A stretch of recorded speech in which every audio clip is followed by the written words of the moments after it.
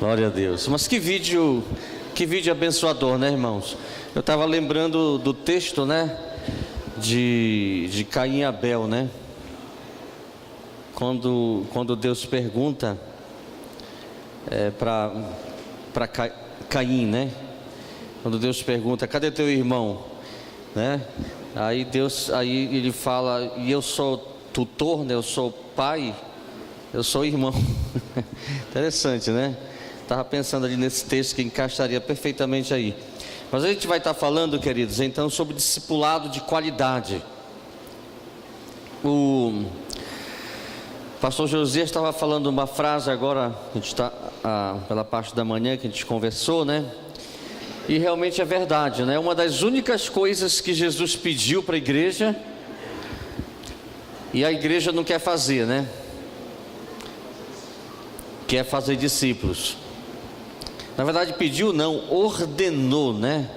Porque está ali no imperativo. Então nós como igreja, queridos, nós temos que entender que a missão principal da igreja é de fazer discípulos.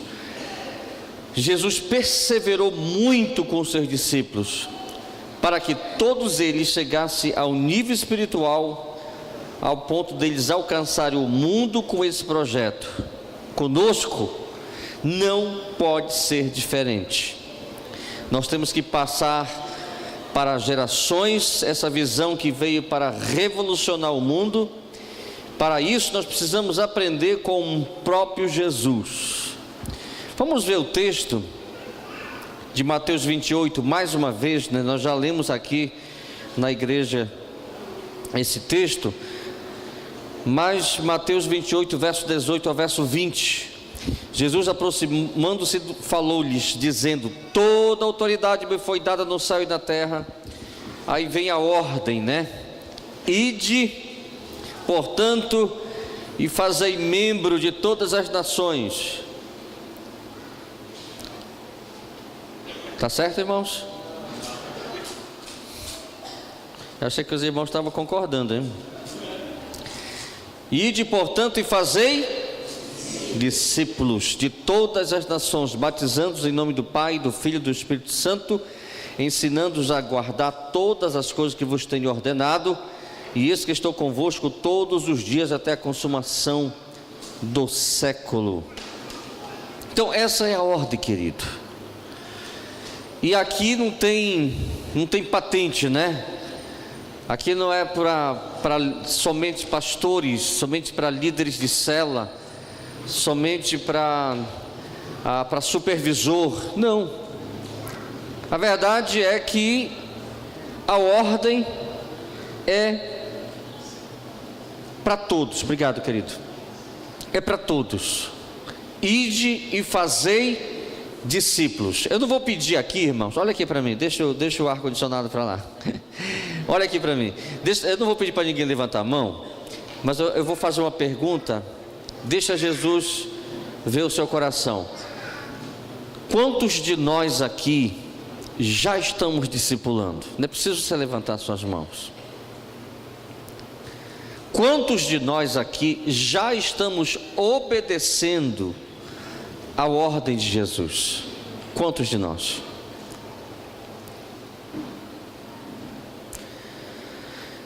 Se não estamos, o que é que está faltando, meu querido irmão?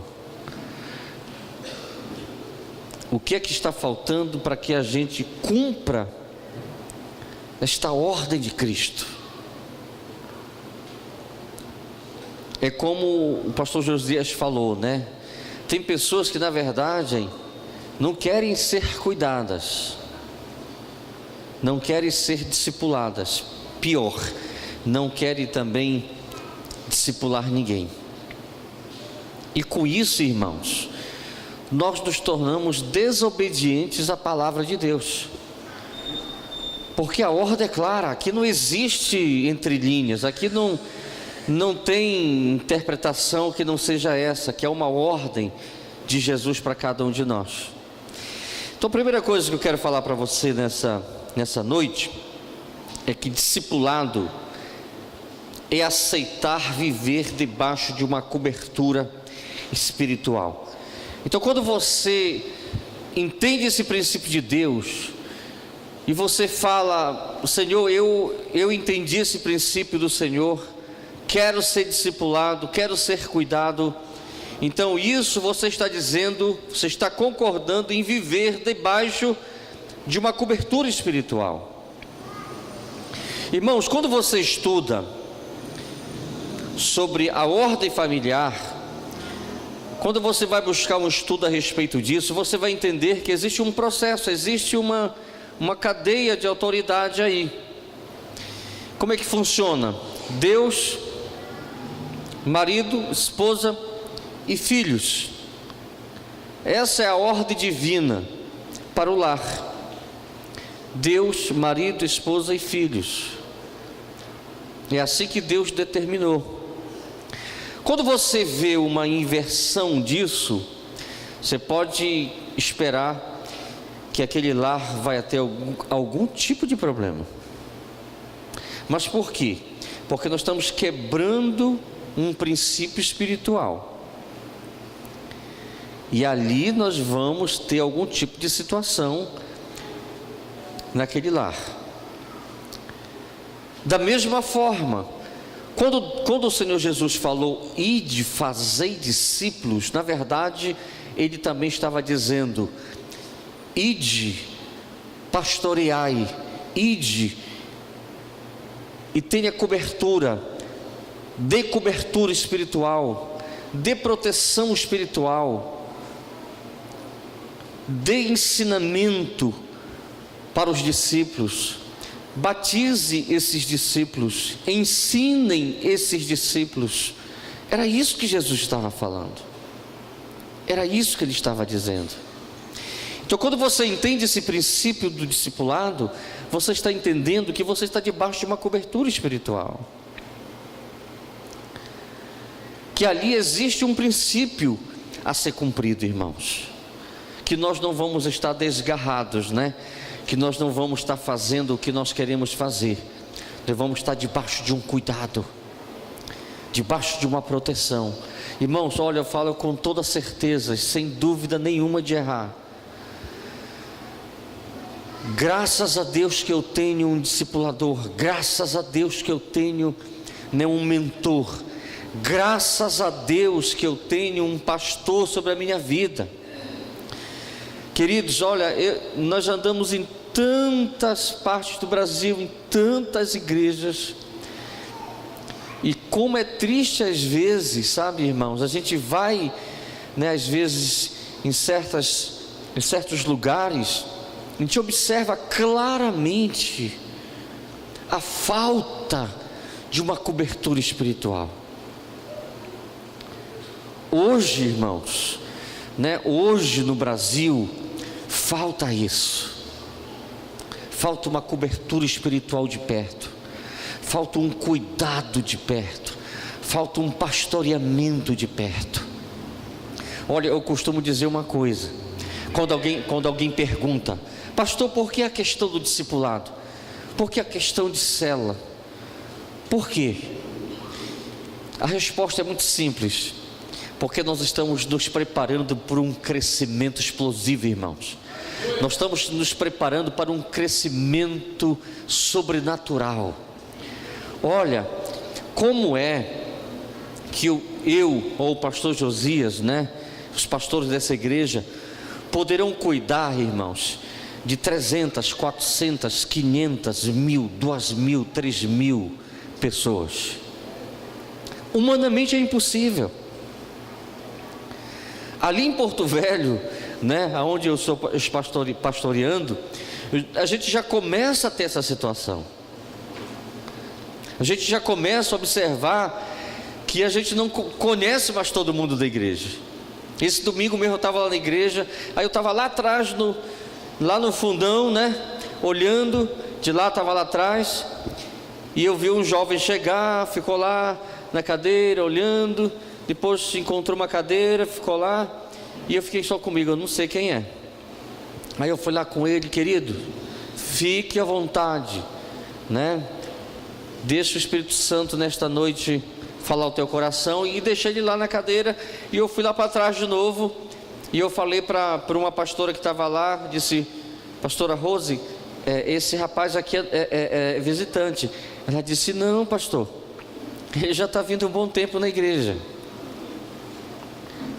mas começa a chegar muita gente na igreja. Aí eu te pergunto: como é que eu vou mentorear essas pessoas? Como é que eu vou pastorear essas pessoas? Como é que eu vou cuidar dessas pessoas?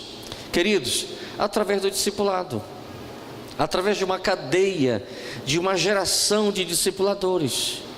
É a única forma, é a única maneira. Eu não sei quem é aquele rapaz, mas ele está numa célula, com certeza deve ter alguém acompanhando ele, né? E ele já está ali congregando na igreja, participando da igreja, indo nos cultos e tal. E é assim que funciona. Então, quando você recebeu, ou está recebendo, está entendendo, está compreendendo, e você está sendo discipulado, o que você está falando com isso? Você está aceitando a viver debaixo de uma cobertura espiritual. Você está debaixo de uma proteção. Você está debaixo de um guarda-chuva. Você não está sozinho. Tem alguém acompanhando você. Tem alguém orando pela sua vida. Tem alguém que está mentoreando a sua vida. Tem alguém que está te ajudando. Amém, gente? Glória a Deus. Então, quem faz a opção por onde andar, debaixo de uma cobertura, se predispõe a aceitar a autoridade daquele que o cobre em atitude de submissão consciente. Preste atenção, irmãos, porque eu quero explicar com respeito ao discipulado, porque às vezes tem pessoas que têm dúvida, né? Às vezes a gente tem algumas dúvidas nos nossos corações. Eu vou repetir isso aqui. Quem faz a opção por andar debaixo de uma cobertura se predispõe a aceitar a autoridade daquele que cobre em atitude de submissão consciente. Não é uma coisa que, sabe, que a gente vai ser empurrado goela abaixo. Você tem que entender, você tem que compreender. Eu estava falando com uma líder na segunda-feira à noite lá em Porto Velho, e eu estava dizendo para ela: querida, eu não quero que você seja líder, né, porque o seu marido quer, ou porque você quer, ou acha que é legal, né, porque é assim que a igreja, é assim que os pastores pregam, e assim por diante. Não, você tem que entender, você tem que compreender, você tem que saber que existe um princípio por trás de cuidado, de pastoreamento. E no momento que você falar: pastor, eu quero ser líder de uma célula, você deve saber o que você está falando. Porque se daqui a alguns dias a pessoa volta: eu não sabia que era assim, eu não havia entendido, aí quer entregar a célula. Quem está me entendendo aqui, irmãos? Quem está compreendendo? Da mesma forma o discipulado. Da mesma forma o discipulado. Porque vai ter áreas na vida da gente que é uma questão, como eu estou falando aqui, uma atitude de submissão e de uma forma consciente. Você não vai abrir seu coração para qualquer pessoa, mas você tem que entender que a pessoa que você vai abrir seu coração, ela vai te ouvir, ela vai te ajudar, e ela vai te orientar. Então, ter cobertura, irmãos, é ter um líder discipulador. É estar sob cobertura, é colocar-se na posição de discípulo, é ser alguém ensinável e pronto a aprender, é ser alguém que vai ser apacentado, é ter liberdade para abrir o coração e falar sobre tudo, sobre si mesmo, sobre a família, sobre o ministério, sobre o trabalho, sobre questões mais íntimas, inclusive pecados ocultos. Quem está sendo coberto deve ser capaz de aceitar ser corrigido, porque no momento que você fala: quero ser discipulado, Então você está aceitando também que a pessoa entre na tua vida.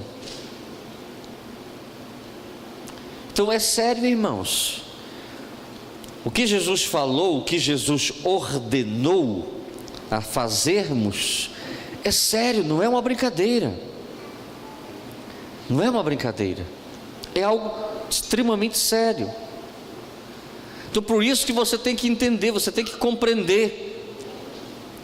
Você tem que ter a revelação da palavra no seu coração, no nome de Jesus. Agora preste atenção aqui o que eu vou falar. O que não é cobertura espiritual? Pastor, o que é uma cobertura espiritual? Não estou entendendo bem. Deixa eu te falar primeiro o que não é. Cobertura não é governo. Cobertura espiritual é paternidade, pois quem cobre sempre procura aconselhar e orientar, mas saber que quem deve tomar as decisões é aquele que está sendo coberto. Então cobertura espiritual é paternidade, porque ali você vai receber um conselho, ali você vai receber uma orientação. Na segunda eu estava reunindo com um casal, eu estava dizendo para esse casal, eu disse: olha, nós vamos estar acompanhando vocês, mas eu disse para aquele casal, mas tem um detalhe, eu quero que vocês entendam que a partir de hoje vocês vão ser filhos.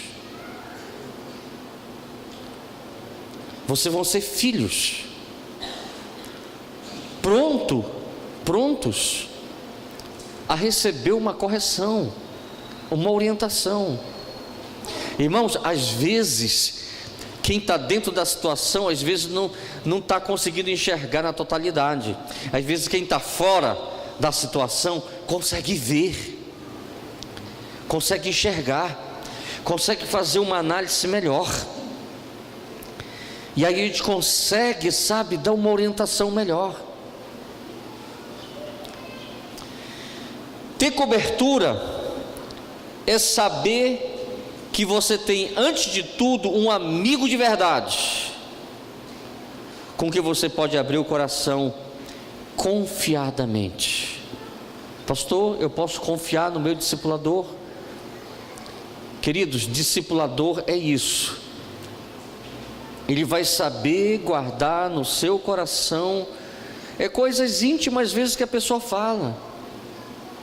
Sabe, irmãos, que essa pessoa, ela está confiando em você, e ela não quer que você espalhe por aí. Você sabia que aconteceu casos em igrejas que foi a maior confusão essa questão do discipulado? Por quê, irmãos? Porque a pessoa, ela abriu o coração, aí o que aconteceu?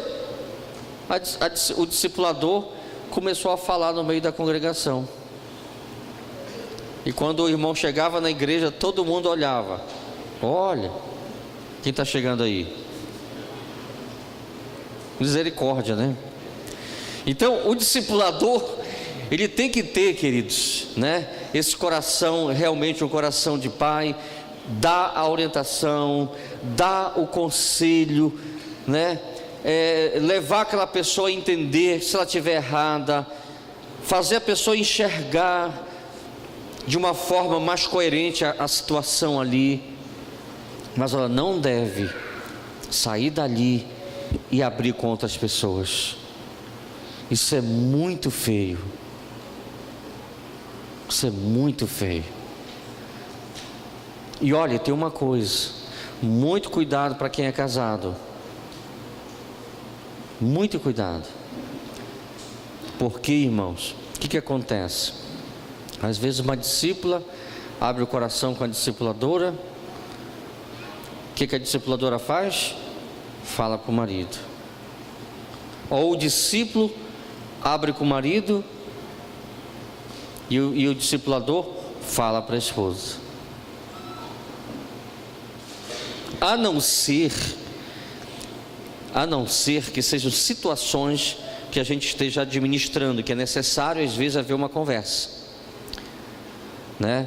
Mas ainda assim é importante, entre os discipulados, os discípulos, melhor dizendo, haja uma liberdade. Olha, isso aqui eu vou falar, posso falar com o discipulador, no caso se for o marido, posso falar com meu esposo a respeito do que você está me falando. Para quê? Para que eu possa tratar na vida daquele homem ou daquela mulher. Mas ainda assim, muito cuidado, irmãos, muito cuidado, porque eu já vi situações muito difíceis acontecerem exatamente porque as pessoas ouviram e abriram para a igreja. Aí para uma pessoa dessa voltar a ter confiança novamente, meu querido irmão, não é fácil. Aí a pessoa às vezes nunca mais quer abrir o coração com ninguém. Ela quer fechar e não quer mais abrir. Então sua cobertura deve lhe dizer tudo o que acha que deve ser dito, sem se preocupar se isso irá agradá-lo ou não, mas o fará de um modo respeitoso e com muito amor. Então veja bem uma coisa, às vezes nós não falamos, você sabe por que às vezes nós não falamos de situações das nossas vidas para o discipulador? Porque nós sabemos o que ele vai falar, e por isso às vezes nós guardamos. Mas você tem que estar pronto para ouvir aquilo que você às vezes não quer ouvir, mas precisa ouvir. Para o seu bem você precisa ouvir. Agora, quando você esconde isso, que você não revela, que está ali guardado a 7 chaves, aí é um problema. Aí não tem como cuidar daquela pessoa. Aí não tem como você ajudar aquela pessoa. Aí não tem. Infelizmente, né? Você não pode fazer nada pela vida daquela pessoa. Os irmãos estão me entendendo, irmãos? Então, cobertura não é governo. Outra coisa, cobertura não é ditadura.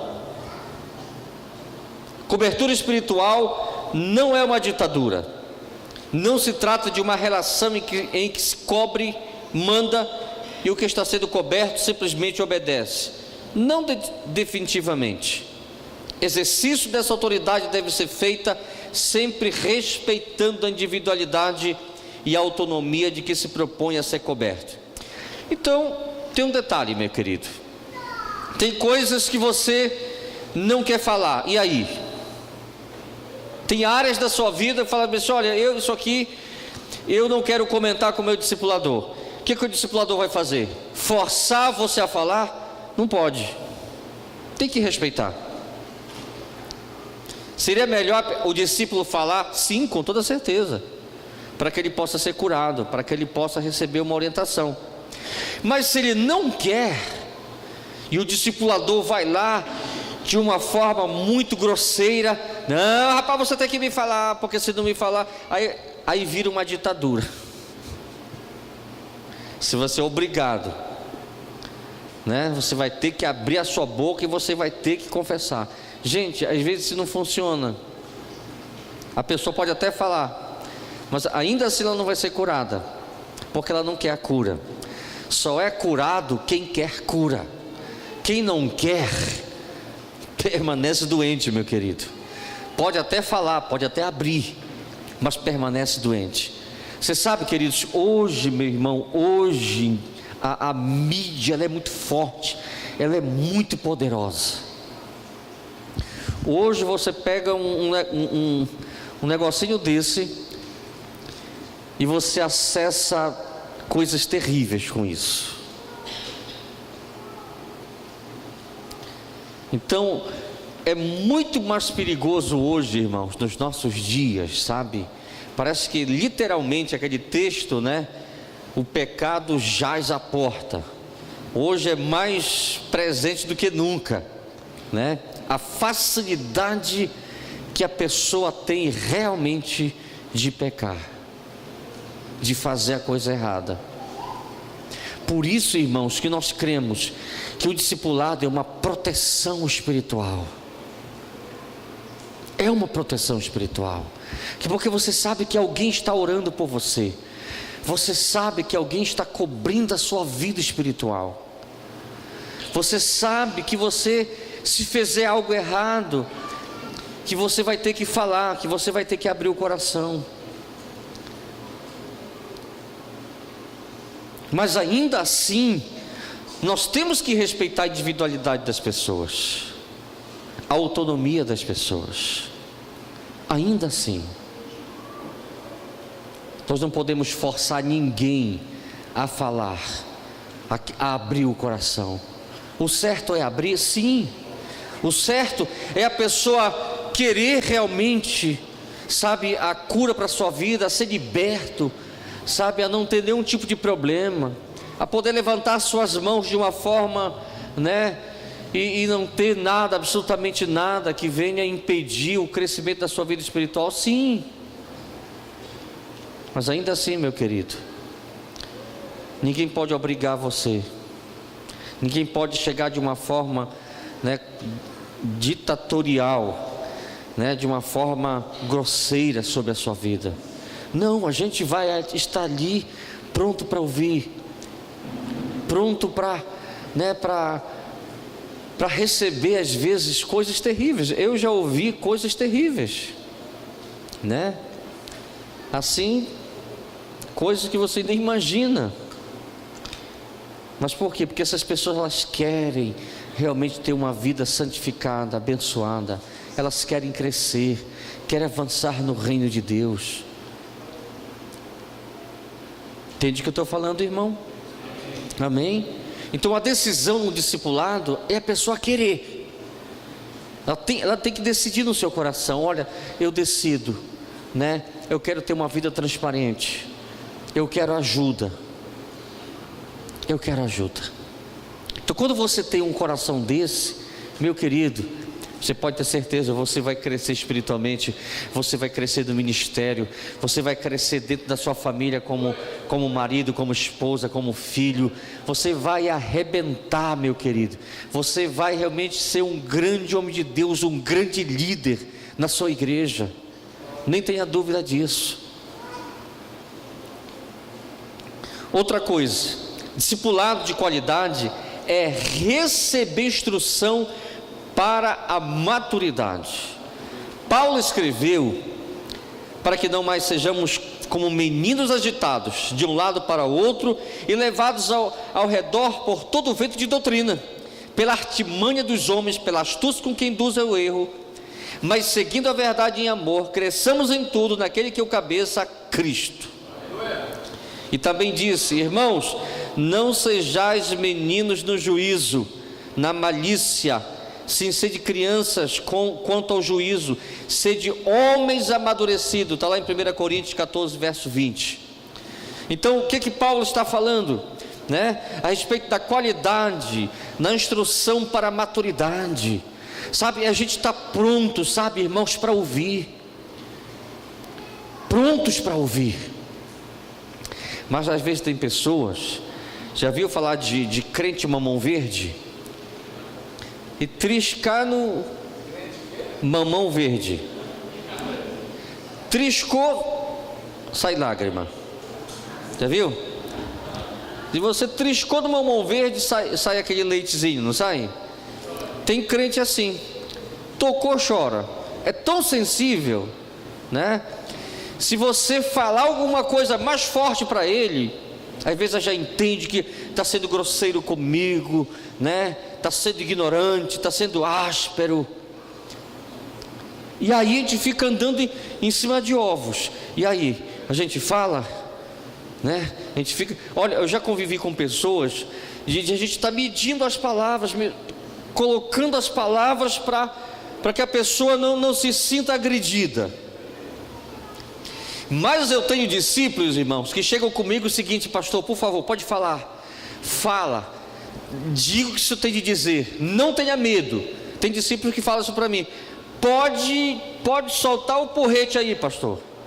Às vezes, esse irmão fala para mim: pode falar, pode abrir o verbo. O que você tem para dizer, pastor? Fale, pode falar. Aí às vezes eu brinco: você vai aguentar? Você aguenta mesmo? Agora quando o cara está lá, tudo melindroso, né? Ai, não me toca, né? Não me toca. Aí a gente também já fica, né? E aí, o que a gente faz? Às vezes você não quer falar, porque o irmão vai voltar para casa bravo, ofendido. Queridos, não seja uma pessoa assim, meu irmão. Não seja. Não seja. Sabe, deixa o teu discipulador te instruir para você ser maduro, para você ser firme na fé, sabe, para você ser aquele homem, aquela mulher cheia do Espírito Santo, né, que aguenta a bordoada, meu querido. Amém? É couro de jacaré, né? Couro de jacaré, meu querido. Então seja assim, sabe?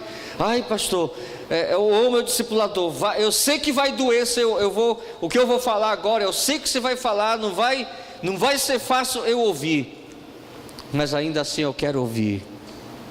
Eu quero que você fale. Pode falar. O que você tem a dizer a respeito disso? Entende, irmãos? Aí você não tem um coração, sabe, melindroso, totalmente melindroso, né? Porque tem pessoas assim, infelizmente, irmãos, tem pessoas assim que não conseguem receber uma instrução para crescer, que fica magoado. Aí você vai ter que administrar outra coisa, né? Você já vai ter que administrar a mágoa do irmão. Então é uma questão muito delicada. Então este processo de crescimento tem a ver com o domínio dos apetites da carne, substituindo-os pelo caráter de Cristo. João diz: todo aquele que é nascido de Deus não vive na prática de pecado, pois o que permanece nele é a divina semente. Ora, esse não pode viver pecando, porque é nascido de Deus. O cristão convertido não peca habitualmente, afinal de contas, ele deve estar determinado a se afastar do pecado. Eu costumo dizer que o pecado na vida de um homem de Deus vai ser acidental, vai ser uma coisa que vai lhe pegar de surpresa, tipo assim, mas não é uma coisa habitual, sabe, que todo dia, né, toda hora. Não, é porque a gente é carne mesmo.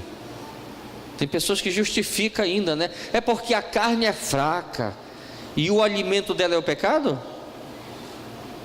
Não, meu querido. Vamos nos afastar. Vamos fazer uma decisão de nos afastar. Vamos colocar no nosso coração: pastor, isso aqui, sabe, isso aqui é uma tentação para mim. Então sai de lá, foge de lá, sai de perto, evita. Acho que tinha uma irmã, ela me contou lá em Porto Velho um tempo desse atrás, faz anos já, e quando ela converteu, porque ela bebia muito, toda sexta-feira a vida era sentar na mesa de um bar e pinga. Sabe qual era uma das maiores tentações dessa irmã? Quando ela viu uma propaganda de cerveja. Sabe aquela propaganda que o pessoal faz, né? Que aquelas cervejas saem fumaçando, né? Acho que ela ficava com água na boca.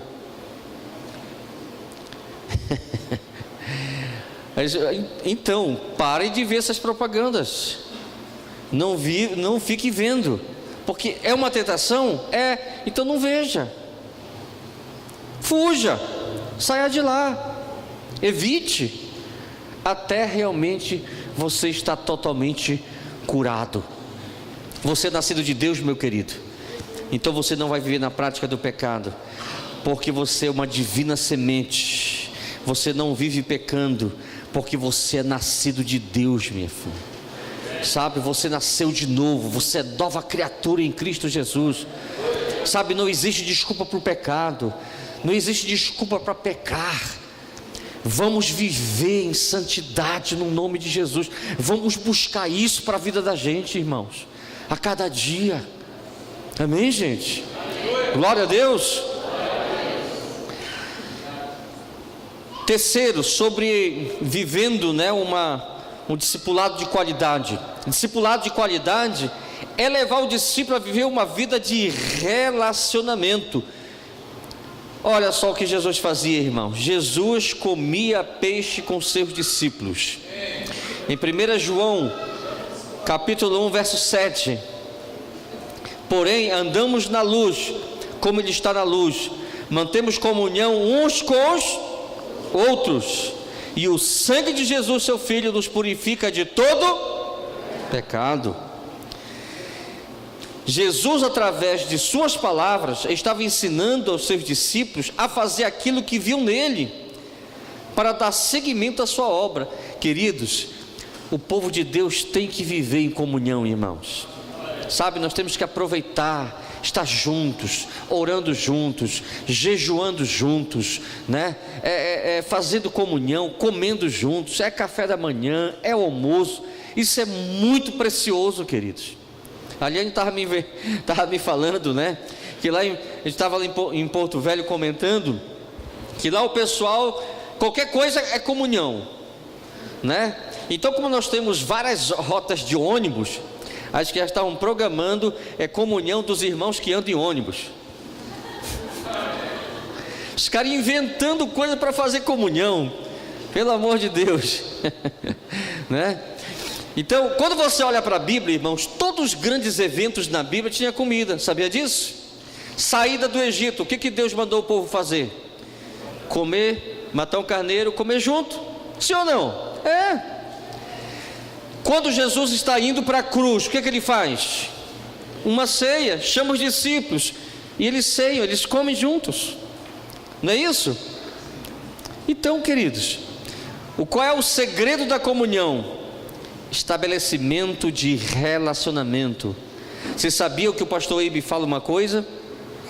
Igreja que tem relacionamento forte não perde membro. O cabra pode até sair, mas ele tem saudade da igreja e ele volta. Agora a igreja, meu querido, que o cabra entra e sai e ninguém fala, ninguém sabe quem é. A possibilidade dessas igrejas perderem membro é muito grande. Então aprenda, no nome de Jesus. Irmãos, às vezes uma comunhão não é cara. Olha, um cafezinho do final da tarde, uma tapioquinha, cafezinho quente, glória a Deus, né? Um pãozinho de queijo, coisa simples. Aí você está ali com o seu discípulo comendo, fazendo aquela comunhão. Que coisa maravilhosa.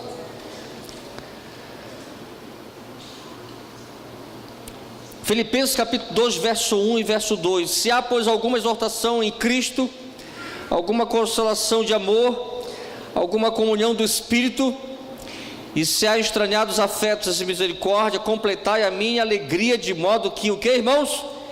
Penseis a mesma coisa, tenhais o mesmo amor, sejais unidos de alma, tendo o mesmo sentimento.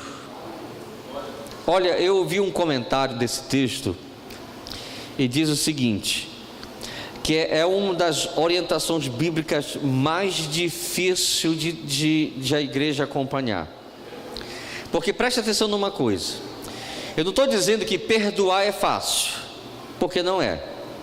Amar como Cristo amou, eu diria também que não é fácil, mas é possível a gente mostrar amor para as pessoas.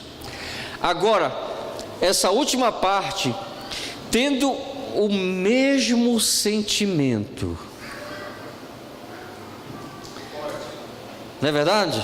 O mesmo sentimento que houve em Cristo. Porque amar como Ele amou, a gente pode se esforçar e amar. Perdoar como Ele perdoou, nós podemos nos esforçar e perdoar. Agora, ter o mesmo sentimento que tinha no coração de Cristo, sentimento de compaixão, sentimento profundo de pastoreamento, sentimento de dar a sua vida pelas pessoas, sentimento profundo de amor, sabe, olhar como Ele olha. Queridos, é o nosso grande desafio. É o nosso grande desafio. Um dia desse, né? Eu vi uma frase no Facebook, né? Dizendo o seguinte: olha, escrever no Facebook que você ama é uma coisa, agora isso na vida prática, na vida diária, é outra coisa. É outra coisa. Mostrar esse verdadeiro amor, esse verdadeiro cuidado, sabe, se importar com o irmão, saber por que ele não veio na igreja, por que aquele discípulo faltou, o que aconteceu, qual é a razão dele estar nessa situação. É ter esse sentimento, é ter esse coração, sabe, misericordioso, um coração amoroso, um coração generoso. É isso. Olha, irmãos, quando nós chegamos em Porto Velho, eu falava uma coisa para a nossa igreja. Nós éramos uma faixa de 12 pessoas, mais ou menos. Sabe o que eu falava? O templo lá o pastor conhece. Quando nós chegamos lá, nós compramos 300 cadeiras. E nós éramos mais ou menos 12, 13, 14 pessoas. Aí a gente sentava só aquele bolinho bem na frente. A gente olhava, 200 e poucas cadeiras totalmente vazias. Aí no Tadel, sabe o que eu falava no Tadel? Eu dizia o seguinte: gente, eu vim de uma igreja muito grande em Santarém. Eu era pastor de uma igreja em Santarém de mais de 400 celas. Agora eu chego aqui para pastorear uma igreja de 12 pessoas, de 14 pessoas. E quando eu olhava para Porto Velho, sabe, eu via a Metodista, a Assembleia de Deus, a Igreja Batista. Aí eu dizia o seguinte: gente, olha, ninguém está aqui para competir com ninguém. Ninguém está aqui, sabe, para dizer, olha, nós vamos competir com a Metodista. Não, absolutamente. Mas eu falava uma coisa para o meu povo. Eu dizia para eles assim: sabe, gente, eu falo isso com todo carinho. Eu não falo isso para criar um espírito de competição. Não falo isso para criar esse espírito. Mas eu digo uma coisa: essa igreja, ela tem que ser a melhor igreja da cidade. Quando alguém entrar aqui, a pessoa que entrar aqui, ela vai sentir tanto amor, sabe, que ela vai dizer: cara, que igreja, eu não saio mais daqui. Eu dizia isso para o povo lá: nós queremos ser a melhor igreja da cidade. É por causa do ego, por causa de competição? Não, irmão, não, absolutamente não. É porque nós queremos obedecer a Cristo. Nós queremos amar como Ele mandou amar. Nós queremos ter o mesmo sentimento que Ele mandou com que nós tivéssemos pelas pessoas. E é isso, sabe? E eu tenho visto vez após vez, irmãos, pessoas falarem: pastor, quando eu cheguei aqui nessa igreja, eu não consegui sair mais daqui. Eu amei esta igreja. Isso está se cumprindo aquilo que nós projetamos desde o início, a sermos a melhor igreja dessa cidade, para a glória de Jesus. Sem falar, os irmãos estão entendendo o pensamento, né? Não é questão de competição, não, absolutamente. Mas que nós queremos ser bons cristãos, nós queremos pastorear bem, nós queremos consolidar bem, nós queremos que as pessoas, ao entrarem na igreja, literalmente não saiam mais. Literalmente não saiam mais. Elas ficam ali realmente aprisionadas, né, no bom sentido da palavra, né? Eu lembro de um rapaz, né, que eu estava numa cela, estava tendo um aniversário, e eu estava próximo e acabei ouvindo, né? E ele estava lá comentando, né, e dizendo o seguinte: rapaz, poxa, eu fui tão bem recebido nessa igreja. Olha, eu fui tão recebido bem na célula. E teve uma noite que eu e a Eliane fomos na casa dele, né?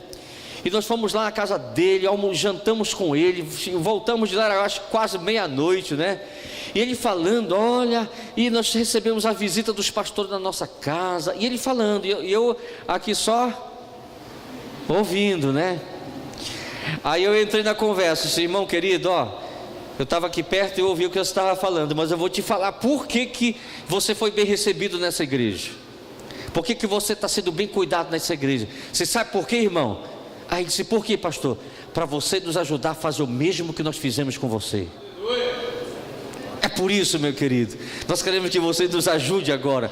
A partir de agora, você vai ser esse cara que quando alguém entrar nessa igreja, você também vai receber bem, você também vai abraçar, você vai dizer para essa pessoa: seja bem-vinda. E se você for discipular, você vai ser um bom discipulador, e assim por diante. Então, assim que tem que ser, querido, ter o mesmo sentimento. Passou do 9:30, irmão. Rapidinho aqui. Cobertura espiritual. Aliança é mais que um compromisso, é um pacto celebrado entre duas pessoas na presença e com o selo de Deus. O segredo do sucesso de uma aliança é o quebrantamento. Somente pessoas quebrantadas serão capazes de se relacionar em nível de aliança. É um casamento, irmãos. O casamento é uma aliança, é um relacionamento de respeito. Na liderança é a mesma coisa. Quebrantamento é uma atitude espiritual que só pode acontecer com pessoas que estão crucificadas com Cristo. Ter cobertura é estar debaixo de uma autoridade espiritual. Estar debaixo de cobertura significa reconhecer a importância do princípio da autoridade espiritual. É isso. Você tem uma aliança com a sua liderança, você tem uma aliança de respeito, você tem uma aliança de submissão, você aceita o projeto do seu pastor, você recebe com alegria, você recebe com amor, você recebe com empenho. Quando você anuncia na célula, você anuncia com alegria, com expectativa, da mesma forma que o seu pastor anuncia. Entende, irmãos? Esta é uma aliança. Jesus se relacionava com seus discípulos como um mestre, profeta, sacerdote, pai, protetor, servo, cheio de amor, da graça e verdade, humildade e compaixão, até que foi cumprida sua missão aqui na terra. Durante o ministério terreno de Jesus, os seus discípulos relacionavam-se com intriga, egoísmo, vaidade. Em alguns momentos eram incrédulos, medrosos, não sabiam como orar nem jejuar, não havia entre eles unidade e cumplicidade. O comportamento deles muitas vezes não agradava a Jesus. Mesmo assim, Jesus foi fiel com eles, amando-os, intercedendo ao Pai para que nenhum deles caísse em tentação e para que vivessem unidos, a fim de que o mundo cresça que Jesus fora enviado pelo Pai.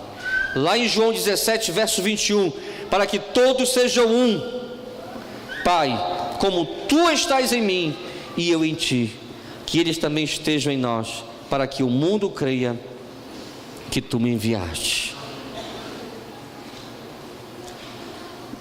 Vamos continuar, vamos fechar aqui, irmãos. Depois do dia de Pentecoste, os discípulos ficaram como, irmãos? Eles ficaram cheios do Espírito Santo. Chegando o dia de Pentecoste, estavam todos reunidos num só lugar. De repente veio do céu um som como de um vento muito forte e encheu toda a casa ao qual estavam assentados. E viram o que parecia língua de fogo, que se separaram e pousaram sobre cada um deles. Todos ficaram cheios do Espírito Santo e começaram a falar em outras línguas, conforme o Espírito os capacitava. Eles tiveram suas vidas mudadas, deixaram de ser medrosos, ficaram ousados, deixaram a incredulidade, tornaram-se homens de fé, orgulhosos, passaram a ser humildes, não eram mais egoístas e começaram a viver tudo em comum entre eles, porque assim era a igreja primitiva. Querido, sabe o que tem que cair no meio da igreja? Sabe, é a prepotência, é o orgulho, é aquilo que o pastor Josias estava falando ainda agora, né? Um quer fazer assim de uma forma melhor que o outro, mas não é porque quer fazer de uma forma melhor, é porque quer mostrar para o outro que está fazendo melhor. Não, irmãos, não, nós temos que fazer melhor, sabe por quê? Porque é para Jesus, é Ele que vai receber a glória, né? Eu não tenho que provar nada para ninguém, né? Isso eu falava lá na nossa igreja e falo até hoje. Você sabe por que nós queremos pastorear melhor? Você sabe por que nós queremos cuidar melhor das pessoas? Você sabe por que nós queremos fazer a melhor conferência, o melhor acampamento? Você sabe por que nós queremos fazer melhor tudo? É para mostrar que a Igreja da Paz em Porto Velho é a igreja? Não. Nós queremos fazer melhor, irmãos, porque é para Ele. É Ele que vai receber toda a glória, toda a honra, né? Todo louvor, toda adoração, né? Não existe competição, sabe? Não deve existir egoísmo. Não, irmãos, nós estamos trabalhando para que o reino de Deus cresça, no nome de Jesus, para que o nome do Senhor seja exaltado, para a honra e glória de Jesus. Viviam em comunhão, eram perseverantes na doutrina, no partir do pão e nas orações, eram tementes a Deus, e muitos sinais e prodígios eram feitos por intermédio deles. Houve uma mudança radical no relacionamento entre os discípulos, após serem cheios do Espírito Santo. Aqueles homens que antes viviam através do homem carnal, passaram a viver através do homem espiritual. E isto precisa também ser vivido pela igreja de Jesus nesses dias, irmãos. Muitos agem pela carne e não através do Espírito Santo. Por isso há entre nós contendas, partidos, egoísmo, incredulidade, individualidade, orgulho e pouca comunhão e cumplicidade. A solução é estarmos cheios, ou seja, possuídos do Espírito Santo. Jesus nos deixou um legado de vivermos bem com todos os aspectos da vida, bem como vivemos em comunhão de forma piedosa, como homens de oração, disposto a servir aos outros com humildade. O nosso Jesus, ele foi assim, queridos. Ele serviu, e da mesma forma nós vamos servir no nome de Jesus. Eu quero que a igreja fique em pé comigo, e nós vamos estar orando.